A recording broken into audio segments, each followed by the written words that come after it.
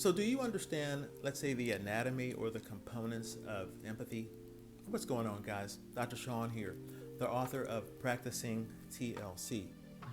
I'm asking this question and I'm sort of chuckling at the same time because a few months ago I was studying the components and, let's say, the anatomy of empathy. And I really wanted to understand it because I was preparing to teach more people about it. I had a big presentation coming up and I wanted to feel natural. I wanted to have a natural understanding myself. It's something that I do all the time and I do it in a second nature kind of way, so I'm not thinking about it when I do it. And so you know how it is when you're cooking and somebody says, what is it that you're putting in, and then you're just like throwing seasoning in. Well, I can't cook that well. My wife cooks well like that.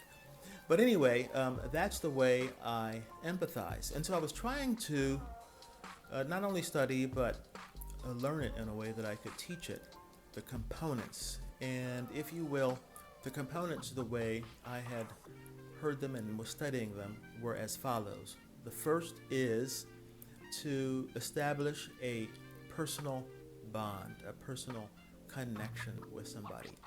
The second is to establish a shared connection or a shared bond with somebody.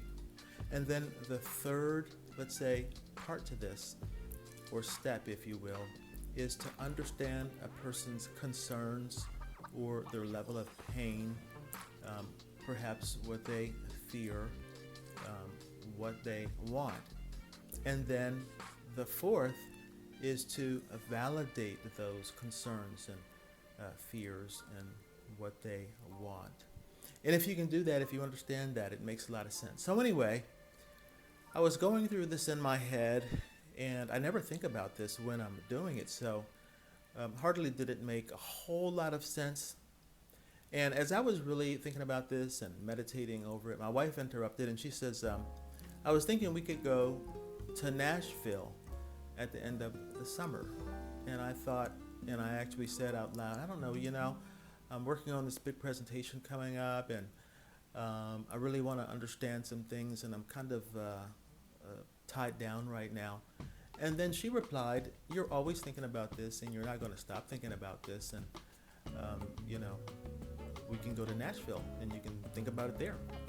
And I thought, okay, she's right. So we went to Nashville, and we had a good time, and we enjoyed Broadway, and we ended up going to the Grand Ole Opry. We got some free tickets to go to the Grand Ole Opry because when we went and checked into our hotel, they said if you listen to this presentation in the morning, well, then you'll get some free tickets. So we went to this presentation, and when we got there, well, we had told ourselves we're not going to buy anything. We're just going to listen to these people talk.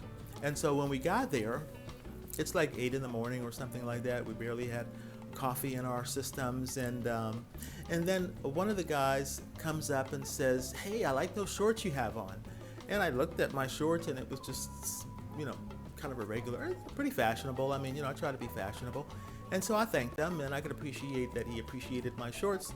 And then a moment later, a woman came, and she said, oh my God, this dress that you are having, that you're wearing. And she was just admiring my wife's dress. And my wife says, oh wow, I just threw this on because it's comfortable. And then that lady said, oh yeah, I love comfort myself. And that's why I'm wearing these comfortable pants. They're like pajamas. I can wear them at work. I can wear them all day and I'll be comfortable here. I get it. And then the gentleman says, so where are you guys from? And we said, we came here from Clearwater.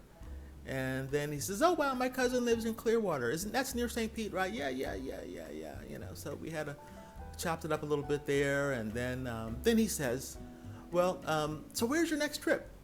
And then my wife says, oh, well, we're thinking about Lisbon. Oh, wow, yeah, everybody wants to go there. It makes so much sense. Yeah, it's really popular, and, well, he's talking about how popular it is and the fact that everybody's going. He's pulling it up on his computer, and he's talking about places to stay. He's showing us sights and some of the sounds, some of the things that you can do, and of course where you can stay in Lisbon. And finally he was starting to help us figure out how we were going to get from where we are to our next trip. And I said, wow, look at that. We just figured out how this empathy thing works, right? I mean, the first step, oh my God, a personal interest in these shorts, in these dress, and then a shared interest. Oh wow, yes. I like comfortable clothes too. Imagine me and you, we both like comfortable clothes. It's so ridiculous when I think about it now, but I wasn't thinking about it then, but I was watching professionals at work. And then it came, so where do you want to go now? Or in other words, what are your concerns? Where's your pain?